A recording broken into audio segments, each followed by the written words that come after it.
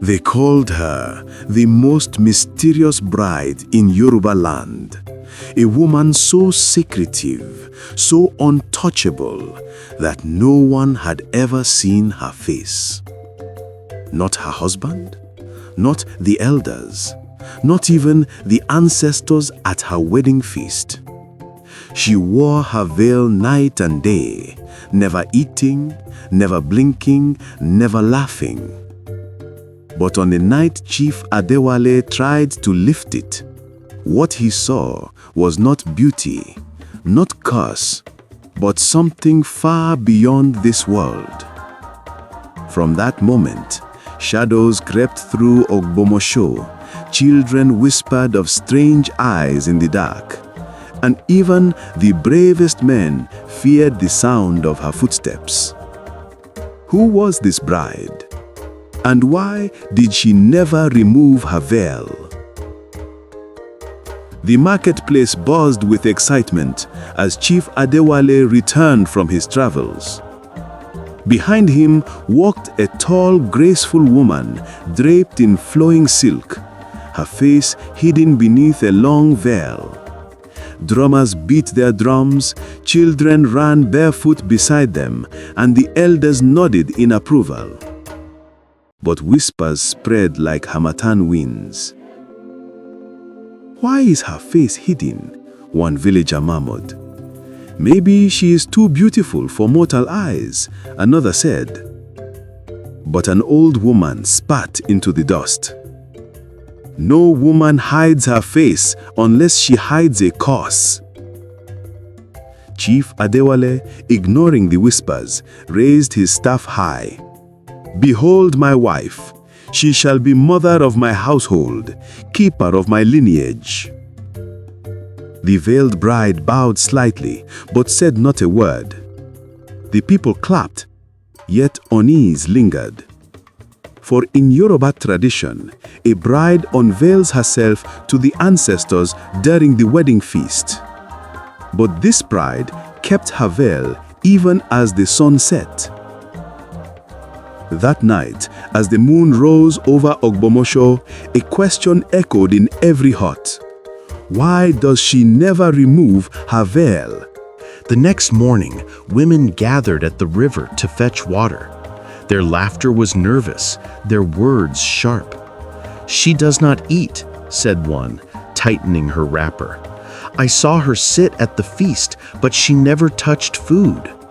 Another whispered, "Her feet do not leave prints in the dust. Did you notice?" The oldest among them, Mama Falake, shook her head gravely. "Mark my words, children.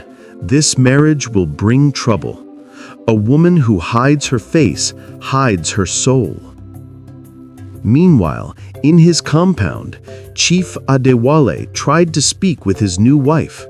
"My love, the people wonder why you keep your veil. Will you not show me your face, even in private?" The bride's voice was soft, like the sound of distant rain. "Husband, do not ask what you are not ready to see. My face belongs to another world." Her words chilled him, but her beauty beneath the silks, the graceful hands, the slender neck, kept him silent. Yet in his heart, the question burned hotter. What lies beneath the veil? The day of the wedding came, with music, feasting, and praise songs. Villagers danced, palm wine flowed, and the bride sat silently beside the chief, yet still she wore her veil. As night fell, Adewale led her into his chamber. The oil lamps glowed, casting shadows on the walls. He stood before her, his hands trembling. "Wife," he said firmly, "this is our night.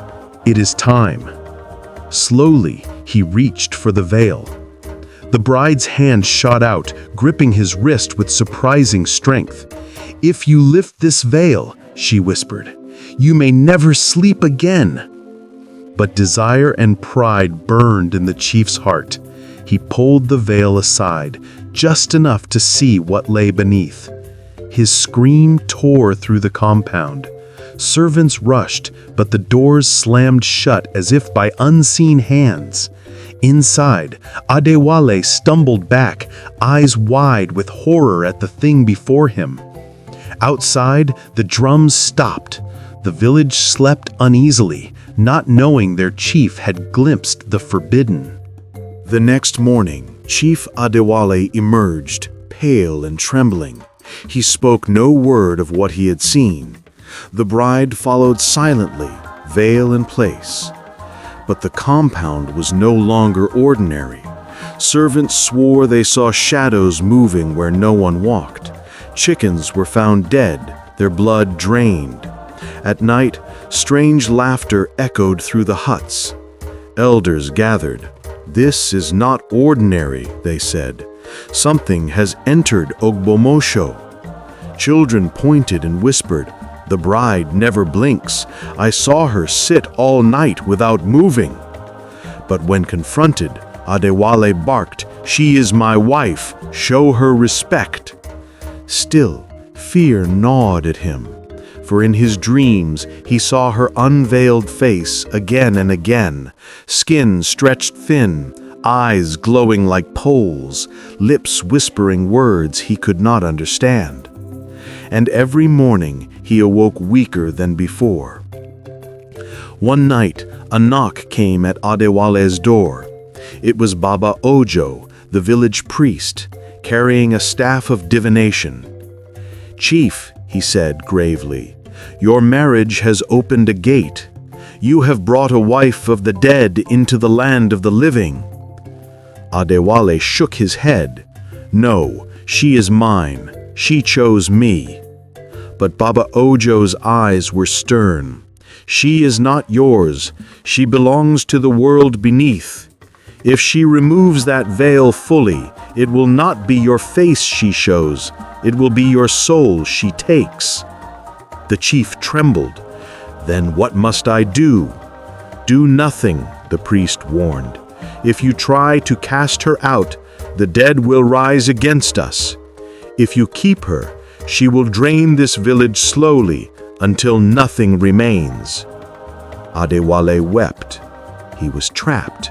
His pride had chained him to a bride whose true nature he dared not reveal. That night, Adewale could not sleep. He heard the soft creak of doors. Rising, he followed his veiled wife into the forest.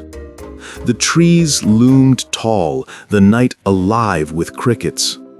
At a clearing, he froze. His wife stood in a circle of glowing fireflies. Slowly, she lifted her veil. Her face transformed, radiant, beautiful, divine. Not the horror he had seen, but a queen among spirits. Around her, shadowy figures bowed. Voices whispered in languages long forgotten. "My queen," they murmured, "the time is near." Adewale gasped, stepping on a branch. The bride turned, her glowing eyes locking onto his. "You should not have followed me, husband." The forest fell silent.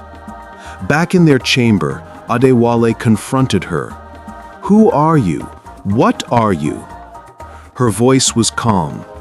"I am two things. To men, I am death. To spirits, I am life. When I veil myself, I hide the truth of both." He staggered back. "Why me? Why this village?" She touched his chest lightly. "Because you desired me without knowing me. Desire has consequences, Chief Adewale." He wanted to strike her, to tear the veil away, but her eyes glowed faintly through the cloth. His hand froze midair. She leaned close, whispering, "You will not kill me, for your heart already belongs to me. Even in fear, you are mine." Adewale broke down, torn between dread and forbidden longing. Weeks passed. The village grew restless. Crops withered, goats disappeared, and children grew sickly. Women blamed the bride. Men whispered of rebellion. At the council, Elder Fatai stood. "This woman must leave! We are cursed!" Adewale rose angrily. "Silence! She is under my protection." But Baba Ojo spoke firmly. "Chief, your people starve while you cling to a shadow. Will you sacrifice Ogbomosho for this woman?" The chief trembled, but said nothing. His bride, standing behind him, tilted her head slightly. No one could see her eyes, but all felt her unseen gaze. The council ended in silence. That night, some villagers gathered in secret. "If our chief will not act, we must," one man whispered. They crept to the compound, carrying charms and fire. But as they approached, the wind howled and the lamps went out. The bride stood at the gate, veil glowing faintly in the moonlight. "Fools," she whispered. One by one, they fell, paralyzed by terror. At dawn, they were found at the marketplace, alive, but with hair turned white. They could not speak again. The village shook with fear. Desperate, Adewale gathered courage. He stood before his wife. "Enough! You will show me your true face. Not halfway, not in shadow, fully." The bride's voice grew cold. "If you see me fully unveiled, husband, you will never see anything again." But Adewale shouted, "So be it," and tore the veil away. For one heartbeat, he saw her face, half skeletal, half divine, shifting like water, glowing with death and beauty at once. His scream echoed across the compound. And then he fell, stone blind. At dawn, the villagers gathered. The bride stood before them, unveiled at last. Gasps and cries filled the air as they saw her impossible face. Her voice thundered, "You called me cursed, but I am your protector. You called me demon, but I am your salvation. Kneel, and I will give you wealth. Resist, and I will give you ashes." The people dropped to their knees, trembling. Only Baba Ojo stood firm. "You will not bind us, spirit," he cried. The bride's laughter shook the air. "Old man, your defiance feeds me, but your time is short." The earth itself seemed to tremble. In the days that followed, Ogbomosho changed forever. Adewale lived but blind, his pride shattered. The villagers built shrines to the veiled bride, offering sacrifices to keep her appeased. She walked among them, sometimes beautiful, sometimes terrible, never removing her veil again. Some said she brought rain and prosperity. Others swore she fed on their fear. But all agreed on one truth. Ogbomosho was no longer a village of men alone. It was bound to something greater, darker. And so, generations later, mothers still warned their children, never mock a veiled woman. For once, a bride came to Ogbomosho, and she never removed her veil. Dear viewers, what lessons did you take from this dramatic tale? We love to hear your thoughts in the comments below. If you enjoyed the story, give us a thumbs up, share it with friends, and hit that subscribe button and subscribe to African Tales by Elian. Don't forget to turn on notifications so you never miss our latest update. Thanks for watching, and until next time, stay safe and stay blessed.